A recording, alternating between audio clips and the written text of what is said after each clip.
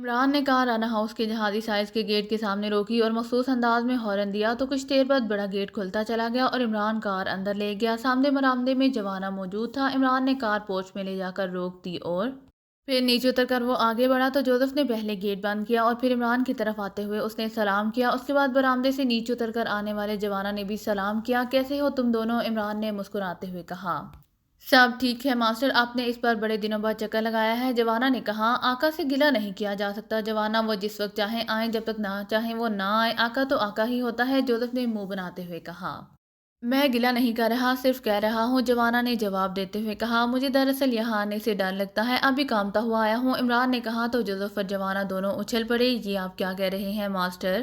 جوانا نے حیرت بھرے لہجے میں کہا، جبکہ جوزف بھی حیرت بھری نظروں سے عمران کو دیکھتا رہا، لیکن اس نے زبان سے کچھ نہیں کہا تھا، اس ڈر سے کہ جب بھی میں یہاں آؤں گا تم دونوں لڑنا شروع کر دو گے اور میں بے چارہ مفت میں مارا جاؤں گا۔ وہ کیا کہتے ہیں کہ جب دو سانڈ لڑتے ہیں تو شامت بیچارے گھاس کی آ جاتی ہے، عمران نے مسکراتے ہوئے کہا تو دونوں بے اختیار ہنس پڑے۔ وعدہ رہا ماسٹر، آپ کے سامنے ایک دوسرے کے خلاف کبھی بات بھی نہیں کریں گے، جوانا نے مسکراتے ہوئے کہا۔ میں نے تو کبھی کچھ نہیں کیا آقا، جوزف نے کہا تو عمران بے اختیار ہنس پڑا۔ تم دونوں سے مل کر مجھے دلی خوشی ہوئی ہے، لیکن بعض اوقات ایسے کام پڑ جاتے ہیں کہ چاہنے کے باوجود انسان بے بس ہو جاتا ہے، اور جوزف میں نے تم سے کچھ پوچھنا ہے، آؤ عمران نے کہا تو جوزف اور جوانا دونوں کے چہرے کھل اٹھے۔ جوزف، مجھے ایک ایسے قبیلے کی تلاش ہے جو باقاعدہ شیطان کی پوجا کرتا ہے، کیا تمہیں اس کے بارے میں کچھ معلوم ہے؟ عمران نے کمرے میں کرسی پر بیٹھتے ہوئے کہا۔ جوانا تو کرسی پر بیٹھ گیا تھا، لیکن جوزف کھڑا تھا، اس کی عادت تھی کہ وہ عمران کے سامنے کرسی پر نہیں بیٹھتا تھا۔ میں نے وش ڈاکٹر لوسائی سے سنا تھا کہ ہانگو کے پہاڑوں میں شیطان کی پوجا کرنے والا قبیلہ رہتا ہے، بس اس سے زیادہ مجھے کچھ معلوم نہیں ہے، جوزف نے جواب دیتے ہوئے کہا۔ کیا تم وش ڈاکٹر لوسائی سے مزید تفصیل معلوم کر سکتے ہو؟ عمران نے کہا۔ لوسائی شیطان کا پیروکار ہے آقا، اسی لیے میں نے اپنے سر پر ہاتھ نہیں رکھنے دیا تھا جس پر اس نے کہا تھا کہ اب وہ ہانگو چلا جائے گا جہاں شیطان کی پوجا کرنے والا قبیلہ ہے، اور پھر وہ ناراض ہو کر چلا گیا۔ جوزف نے براہ راست انکار کرنے کی بجائے گھما کر بات کرتے ہوئے کہا۔ ٹھیک ہے، اب ہانگو کو ڈھونڈنا پڑے گا جوزف، الماری میں براعظم افریقہ کا تفصیلی نقشہ موجود ہوگا، وہ لے کر آؤ، عمران نے کہا۔ ماسٹر، آپ نے جوزف کی وجہ سے اندازہ لگایا ہے کہ یہ علاقہ براعظم افریقہ میں ہے، جوانا نے کہا۔ براعظم افریقہ سے باہر وش ڈاکٹر نہ جاتے ہیں اور نہ ہوتے ہیں، اسی لیے اگر یہ علاقہ وش ڈاکٹر نے بتایا ہے تو لازماً براعظم افریقہ میں ہی ہوگا، عمران نے جواب دیتے ہوئے کہا، اور جوانا نے اس بات میں سر ہلا دیا۔ تھوڑی دیر بعد جوزف واپس آیا تو اس کے ہاتھ میں ایک رول شدہ نقشہ موجود تھا جس کا سائز کافی بڑا تھا۔ چائے بنا کر لاؤ، عمران نے کہا تو جوزف نے اس بات میں سر ہلایا اور واپس مڑ گیا۔ آپ نقشہ دیکھیں، میں ذرا باہر جا رہا ہوں، جوانا نے اٹھتے ہوئے کہا تو عمران نے اس بات میں سر ہلا دیا اور جوانا بیرونی دروازے کی طرف بڑھ گیا۔ عمران نے نقشے کو اپنے سامنے میز پر پھیلایا اور اس پر جھک گیا۔ یہ لیجیے باز، چند لمحوں بعد جوزف کی آواز سنائی دی اور اس کے ساتھ ہی جوزف نے چائے کا کپ عمران کے سامنے میز پر رکھ دیا۔ جوزف، یاد کرو، شاید وش ڈاکٹر لوسائی نے اور کچھ بھی کہا ہو، عمران نے چائے کا کپ اٹھاتے ہوئے کہا۔ یس باس، آپ کے کہنے پر میرے ذہن پر زور دیا ہے اور مجھے یاد آ گیا ہے کہ وش ڈاکٹر لوسائی نے کہا تھا کہ قبیلہ پہاڑوں میں رہتا ہے، جوزف نے مؤدبانہ لہجے میں جواب دیتے ہوئے کہا۔ او گڈ، یہ اہم بات ہے، ٹھیک ہے، اب میں اسے تلاش کر لوں گا، عمران نے کہا اور ایک بار پھر نقشے پر رک گیا۔ وہ ساتھ ساتھ چائے کی چسکیاں بھی لے رہا تھا۔ ہاں، پہاڑی علاقے کی فہرست پہلے چیک کر لی جائے، عمران نے بڑبڑاتے ہوئے کہا۔ تفصیلی نقشہ کے نچلے حصے میں براعظم افریقہ کے بارے میں جو تفصیلات درج تھیں ان میں پہاڑی علاقوں کی فہرست علیحدہ تھی۔ عمران نے یہ فہرست چیک کی، لیکن ہانگو نام کا کوئی علاقہ اس فہرست میں شامل نہیں تھا۔ یہ کیا مطلب ہوا؟ کیا اس وش ڈاکٹر نے غلط بتایا تھا یا غلط کہا تھا کہ وہ پہاڑی علاقہ ہے؟ عمران نے بڑبڑاتے ہوئے کہا، لیکن پھر اس کی نظریں ایک جگہ رک گئی۔ نگولا، یہ اس ہانگو سے ملتا جلتا نام ہے، اسے چیک کر لو، عمران نے خود کلامی کے انداز میں کہا اور پھر نقشے پر اس نگولا کو تلاش کیا اور تھوڑی سی کوشش کے بعد اسے یہ نام مل گیا۔ یہ ایک چھوٹے سے افریقی ملک کا نام تھا۔ عمران نے اب اس ملک کے مختلف علاقوں کو چیک کرنا شروع کر دیا اور چند لمحوں بعد وہ بے اختیار اچھل پڑا کیونکہ وہاں ہانگو کا نام موجود تھا اور یہ واقعی پہاڑی علاقہ تھا۔ عمران نے بے اختیار ایک طویل سانس لیا اور ایک بار پھر چیکنگ کے بعد اس نقشے کو رول کیا اور جوزف کو آواز دی۔ اسے معلوم تھا کہ جب تک وہ اس کمرے میں رہے گا جوزف دروازے کے باہر موجود ہوگا، اور وہی ہوا۔ جیسے ہی عمران نے جوزف کو آواز دی، جوزف کسی جن کی طرح نمودار ہو گیا۔ یس باس، جوزف نے کہا، تمہارے وش ڈاکٹر لوسائی نے درست بتایا تھا، افریقی ملک نگولا میں ایک پہاڑی علاقہ ہانگو ہے، اب میں مزید ریسرچ کر لوں گا، تمہارا شکریہ، عمران نے کہا۔ باس غلام ایک درخواست کرتا ہے کہ اگر آپ ہانگو جائیں تو مجھے ضرور ساتھ لے کر جائیں تاکہ میں وہاں جا کر وش ڈاکٹر لوسائی کا شکریہ ادا کر سکوں، جوزف نے کہا، لیکن وہ شیطان کا پیروکار ہے اور تم نے تو اسے اپنے سر پر ہاتھ بھی نہیں رکھنے دیا تھا، پھر تم اب اس کا شکریہ کیسے ادا کرو گے؟ عمران نے شرارت بھرے لہجے میں کہا۔ میں اس کی طرف پشت کر لوں، آنکھیں بند کر لوں گا، میں پھر بھی شکریہ ادا کروں گا کیونکہ اس کی بتائی ہوئی بات آج آپ کے کام آ گئی، جوزف نے معصوم سے لہجے میں کہا۔ تو عمران بے اختیار ہنس پڑا۔ اوکے، تمہیں اور جوانا دونوں کو ساتھ لے کر جاؤں گا، بس شرط یہ کہ مجھے وہاں جانا پڑا کیونکہ میں وہاں صرف سیر کرنے نہیں جا سکتا، لیکن میری چھٹی حس کہہ رہی ہے کہ مجھے وہاں جانا پڑے گا اور میری چھٹی حس کبھی کچھ غلط نہیں کہتی، عمران نے کہا۔ یس باس، آپ کی کوئی حس بھی غلط نہیں کہہ سکتی کیونکہ آپ باس ہیں، جوزف نے کہا۔ تو عمران بے اختیار ہنس پڑا اور مڑ کر دروازے کی طرف بڑھنے لگا اور پھر تھوڑی دیر بعد وہ دانش منزل کے آپریشن روم میں داخل ہوا تو بلیک زیرو نے اٹھ کر اس کا استقبال کیا۔ بیٹھو، عمران نے کہا اور خود بھی اپنے لیے مخصوص کرسی پر بیٹھ گیا۔ آپ کچھ سنجیدہ نظر آ رہے ہیں عمران صاحب، بلیک زیرو نے کہا۔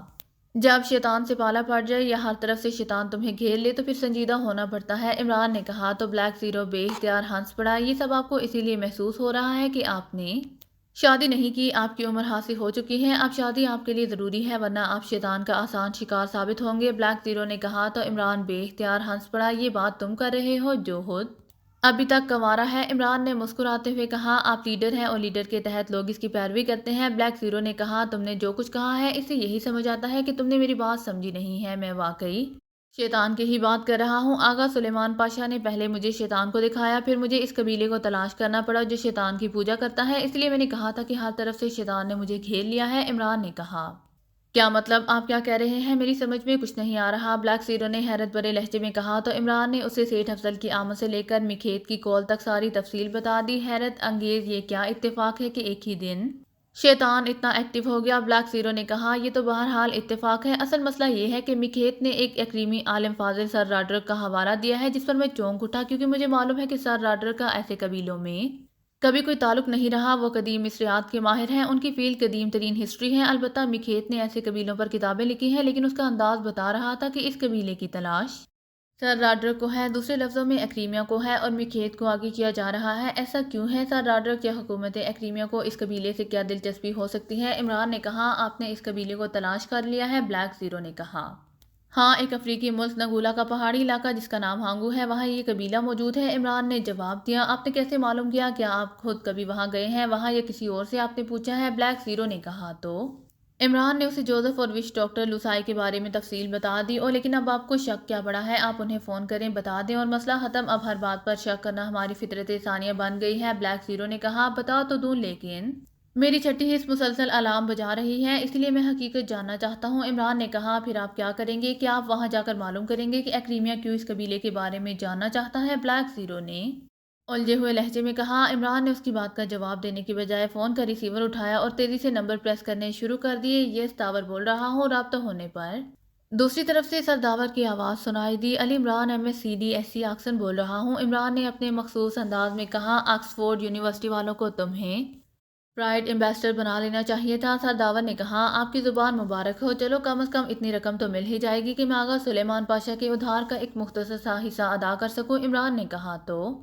سرداور بے اختیار ہنس پڑے۔ اچھا اب تم یہ بتاؤ کہ فون کیوں کیا ہے؟ سرداور نے سنجیدہ لہجے میں کہا۔ اس لیے کہ لوگ شیطانوں کو بڑی شدت سے یاد کر رہے ہیں۔ کیوں آخر شیطان سے انہیں اتنا پیار ہو گیا ہے؟ عمران نے کہا۔ کیا مطلب ہوا اس بات کا؟ سرداور نے الجھے ہوئے لہجے میں کہا۔ مطلب ہی تو معلوم نہیں ہو رہا، اسی لیے آپ کو فون کیا ہے۔ میں یہ جاننا چاہتا ہوں کہ ایکڈیمین حکومت شیطان کی پوجا کرنے والے قبیلے کو اتنی شدت سے کیوں تلاش کر رہی ہے؟ عمران نے جواب دیتے ہوئے کہا۔ آج پہلی بار میں نے تمہیں اس طرح کنفیوز دیکھا ہے، تم خود واضح نہیں ہو تو میں کیا جواب دے سکتا ہوں؟ سرداور نے سنجیدہ لہجے میں کہا۔ میں نے تو اس جونک میں آپ کو فون کر دیا ہے کہ آپ ہمیشہ بہت اچھی طرح سمجھاتے ہیں، عمران نے جواب دیا۔ تو سرداور بے اختیار ہنس پڑے۔ ایک منٹ، مجھے ایک خیال آ رہا ہے، مجھے معلومات حاصل کرنا پڑیں گی، تو مجھے آدھے گھنٹے بعد فون کرنا، سرداور نے اچانک چونک کر کہا اور اس کے ساتھ ہی رابطہ ختم ہو گیا۔ تو عمران نے بھی ریسیور رکھ دیا، اس کے چہرے پر ایسی شرارت بھری مسکراہٹ تھی جیسے کوئی معصوم بچہ دلچسپ شرارت کے بعد شرارت بھرے انداز میں مسکراتا ہے۔ سرداور کو اچانک کیا یاد آ گیا ہوگا؟ بلیک زیرو نے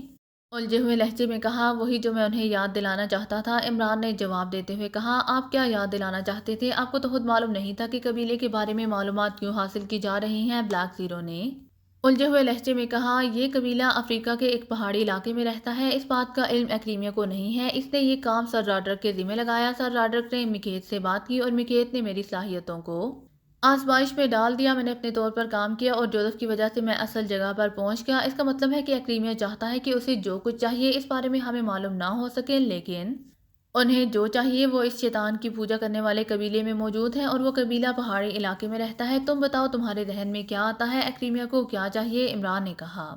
کوئی دھات ہی ہو سکتی ہے، بلیک زیرو نے کہا۔ ہاں تم نے درست اندازہ لگایا ہے، لیکن اس دھات کے بارے میں ہم نہیں جانتے، اور اکریمیہ نے دانستہ اسے ہم سے چھپایا، اور سرداور جس پوزیشن پر ہیں ان کے رابطے پوری دنیا کے سائنسدانوں سے رہتے ہیں، اس لیے مجھے یقین تھا کہ اس دھات کے بارے میں انہیں کچھ نہ کچھ یقیناً معلوم ہوگا، چاہے وہ کتنی ہی معمولی سی بات کیوں نہ ہو۔ لیکن اگر وہ سرداور کو یاد آ جائے تو ہمیں اصل صورتحال کا علم ہو سکتا ہے، اور پھر یہ فیصلہ ہم کریں گے کیا اس دھات میں ہمیں بھی حصے دار بننا چاہیے یا نہیں۔ اور شکر ہے کہ سرداور کو اچانک یاد آ گیا، اور اب وہ مزید معلومات حاصل کر کے ہمیں اصل بات بتائیں گے۔ عمران نے تفصیل بتاتے ہوئے کہا۔ آپ نے بڑا نفسیاتی حربہ استعمال کیا ہے، بلیک زیرو نے مسکراتے ہوئے کہا۔ میرے تمام نفسیاتی حربوں کا اصل استاد آغا سلیمان پاشا ہے، جس نے سیٹھ افضل کو شیطان کی تصویر دکھائی، اور مجھے بھی، تاکہ ہم اس پر لعنت بھیج سکیں، اور جب تک یہ آئینہ ہمارے سامنے نہیں آیا میں خود بھی نہیں سمجھ سکا تھا کہ سلیمان نے یہ تصویر کہاں چھپا کر رکھی ہے۔ عمران نے کہا تو بلیک زیرو ایک بار پھر ہنس پڑا۔ پھر نصف گھنٹے بعد عمران نے ایک بار پھر فون کا ریسیور اٹھایا اور نمبر پریس کرنے شروع کر دیے۔ داور بول رہا ہوں۔ رابطہ ہونے پر دوسری طرف سے سرداور کی آواز سنائی دی، کیونکہ یہ نمبر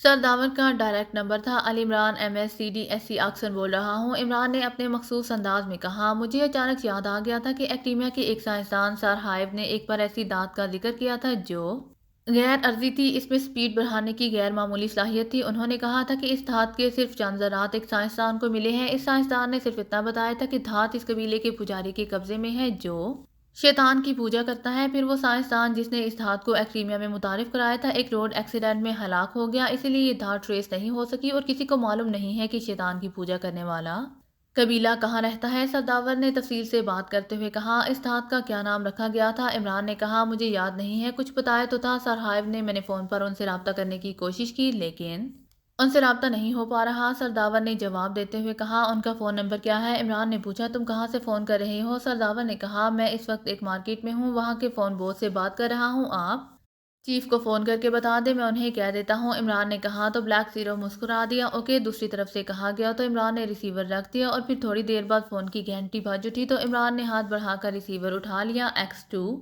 عمران نے مخصوص لہجے میں کہا۔ داور بول رہا ہوں سر، ابھی عمران بیٹے سے بات ہوئی ہے، انہوں نے ایکڈیمیا کے ایک سائنسدان سر ہائیو کا فون نمبر پوچھا تھا۔ سرداور نے تفصیل سے بات کرتے ہوئے کہا۔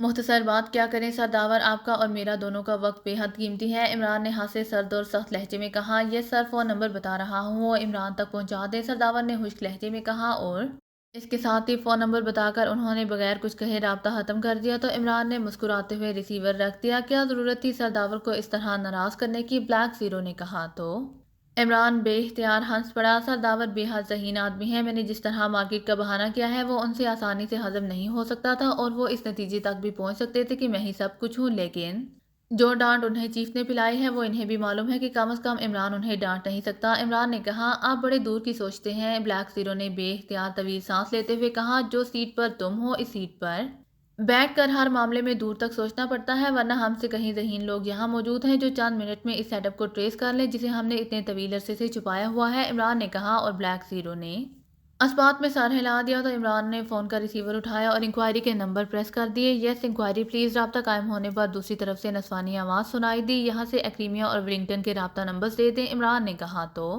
دوسری طرف سے نمبر بتا دیے گئے، اس کے ساتھ ہی رابطہ بھی ختم ہو گیا۔ تو عمران نے ہاتھ بڑھا کر کریڈل دبا دیا اور ٹون آنے پر تیزی سے نمبر پریس کرنے شروع کر دیے۔ یس سر، PA2 سر ہائیو بول رہی ہوں، رابطہ قائم ہوتے ہی ایک نسوانی آواز سنائی دی۔ علی عمران MSCDSC آکسن پاکیشا سے بول رہا ہوں، سر ہائیو سے کہیں کہ ان کا یہ نمبر مجھے پاکیشا کے سرداور نے دیا ہے اور میں ان سے ضروری بات کرنا چاہتا ہوں، عمران نے کہا۔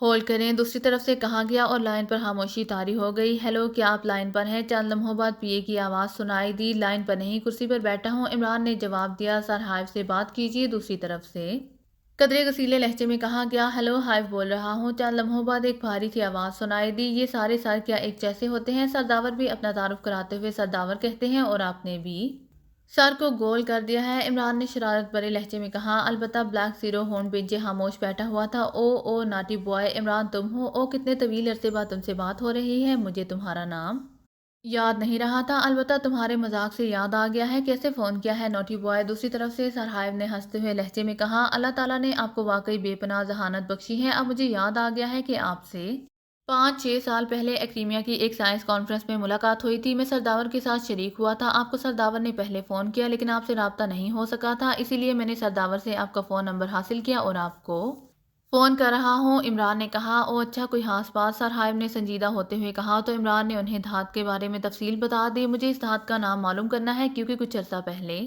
میں نے غیر ارضی دھاتوں پر مشتمل ایک کتاب پڑھی تھی، اس میں اس دھات کا ذکر موجود تھا لیکن میں نام بھول گیا ہوں اور کتاب بھی اب میسر نہیں ہو رہی۔ عمران نے کہا، ہاں مجھے یاد آ رہا ہے، میں نے ذکر کیا تھا، 1 منٹ مجھے یاد کرنے دو، اور ہاں مجھے یاد آ گیا، اس دھات کا نام کلاسیم تھا۔ جس سائنسدان نے اس کے چاند ذرات اوپن کیے تھے، ان پر تجربات کیے تھے، ان کا نام کلاسیم تھا اور وہ بغیر تفصیل بتائے ایک روڈ ایکسیڈنٹ میں ہلاک ہو گیا۔ صرف اتنا اس نے بتایا تھا کہ جس جگہ سے اسے یہ ذرات ملے ہیں وہاں شیطان کی پوجا کرنے والا قبیلہ رہتا ہے۔ پھر اس کے ہلاک ہو جانے کے بعد چونکہ دھات کے مزید ذخیرے کا علم نہیں ہو سکا تھا، اسی لیے خاموشی طاری ہو گئی، اسی لیے میں بھی بھول گیا تھا۔ سرہائب نے تفصیل سے بات کرتے ہوئے کہا، سرہائب، ایکریمیا کے پاس ایسے خصوصی سیٹلائٹ موجود ہیں جو ایسی دھاتوں کو ٹریس کر لیتے ہیں، پھر اس کے بارے میں کیوں معلومات نہیں مل سکی؟ عمران نے کہا، سیٹلائٹ سے بھرپور کوششیں کی گئیں لیکن کلاسیم دھات ٹریس نہیں ہو سکی۔ سرہائب نے جواب دیتے ہوئے کہا، اوکے، بے حد شکریہ، گڈ بائے۔ عمران نے کہا اور ریسیور رکھ دیا۔ اس کا مطلب ہے عمران صاحب کہ دھات اب اس دنیا میں کہیں موجود نہیں ہے۔ پھر میکھیت اور سر رادرک اسے کیوں تلاش کر رہے ہیں اور آپ کو کیوں کہا گیا ہے کہ اسے ٹریس کریں؟ بلیک زیرو نے کہا، انہوں نے دھات کے بارے میں تو کوئی بات نہیں کی، صرف قبیلے کی بات کی ہے۔ یہ دھات والا آئیڈیا تو میرا تھا اور وہ درست ثابت ہوا ہے۔ اب یہ ہم نے سوچنا ہے کہ کیا کیا جائے، عمران نے کہا اور فون کا ریسیور اٹھا کر نمبر پریس کرنے شروع کر دیے۔ داور بول رہا ہوں۔ رابطہ قائم ہوتے ہی دوسری طرف سے سرداور کی آواز سنائی دی، علی عمران، MSc اکسن بول رہا ہوں۔ عمران نے اپنے مخصوص لہجے میں کہا، بولو۔ سرداور نے غصیلے لہجے میں کہا، آپ کو اتنا غصہ کیوں آ رہا ہے؟ کیا کسی نے کوئی غلط بات کہہ دی ہے؟ عمران نے بلیک زیرو کی طرف معنی خیز نظروں سے دیکھتے ہوئے کہا، میں بے حد مصروف ہوں، 1 گھنٹے بعد فون کرنا۔ دوسری طرف سے کہا گیا، ارے 1 گھنٹے میں تو ہو سکتا ہے کہ قیامت آ جائے اور پھر میری آپ سے بات ہی نہ ہو سکے، عمران نے کہا، لیکن دوسری طرف سے ریسیور رکھ دیا گیا تھا۔ سرداور ناراض ہیں، آپ نے ان کی قدر نہیں کی اور انہیں ڈانٹ دیا، بلیک زیرو نے کہا۔ اوکے، اب کوئی دوسرا چینل استعمال کرنا پڑے گا، عمران نے کہا اور فون کا ریسیور اٹھا کر نمبر پریس کرنے شروع کر دیے۔ غلام حسین بول رہا ہوں۔ رابطہ ہوتے ہی دوسری طرف سے ایک مردانہ آواز سنائی دی، غلام حسین، میں علی عمران بول رہا ہوں، آنٹی سے بات کراؤ۔ عمران نے کہا، جی اچھا، ہولڈ کریں۔ دوسری طرف سے کہا گیا اور بلیک زیرو سمجھ گیا کہ عمران اب کون سا چینل استعمال کر رہا ہے۔ وہ سرداور کی بیگم سے بات کر رہا تھا۔ ہیلو، کون بول رہا ہے؟ چند لمحوں بعد ایک بھاری خاتون کی آواز سنائی دی، آنٹی، میں علی عمران بول رہا ہوں۔ اپنے سرداور کو کیا کہا ہے کہ وہ میری بات سننے سے انکاری ہیں؟ عمران نے غصیلے لہجے میں کہا، میں نے کیا کہنا ہے؟ میری تو کوئی بات نہیں ہوئی، کیوں وہ کیوں نہیں سن رہے تمہاری بات؟ سرداور کی بیگم نے حیرت بھرے لہجے میں کہا، میں نے ان سے ایک ضروری بات کرنے کے لیے فون کیا لیکن انہوں نے ناراضگی بھرے لہجے میں کہا کہ میں 1 گھنٹے بعد فون کروں۔ میں سمجھا کہ آپ نے میری شکایت کی ہے کیونکہ ایسا رویہ وہ اس وقت اپناتے ہیں جب انہیں شکایت آپ کرتے ہیں۔ عمران نے کہا، میں نے تو تمہاری شکایت نہیں کی اور یہ کیسے ہو سکتا ہے کہ میں تمہاری شکایت کروں؟ سرداور کی بیگم نے جواب دیتے ہوئے کہا، پھر اب بتائیں کہ میں کیا کروں، وہ تو میری بات ہی نہیں سنتے۔ عمران نے انتہائی بے بس ہو جانے والے لہجے میں کہا، میں ابھی پوچھتی ہوں ان سے کہ ایسی بھی کیا مصروفیت ہے کہ وہ میرے بیٹے کی بات ہی نہیں سن رہے۔ سرداور کی بیگم نے غصیلے لہجے میں کہا، تو آنٹی میں 10 منٹ بعد انہیں دوبارہ فون کروں؟ عمران نے ایسے لہجے میں کہا جیسے وہ خوش ہو کر کہہ رہا ہو کہ سرداور اس کی بات آپ سن لیں گے۔ بالکل کرو، اور اگر وہ پھر بھی بات نہ سنیں پھر بھی تم ان کے آفس پہنچ جانا، پھر میں بھی وہاں پہنچ جاؤں گی، پھر میں دیکھوں گی کہ وہ کیسے تمہاری بات نہیں سنتے، سرداور نے کہا، اور اس کے ساتھ ہی رابطہ ختم ہو گیا۔ تو عمران نے مسکراتے ہوئے ریسیور رکھ دیا۔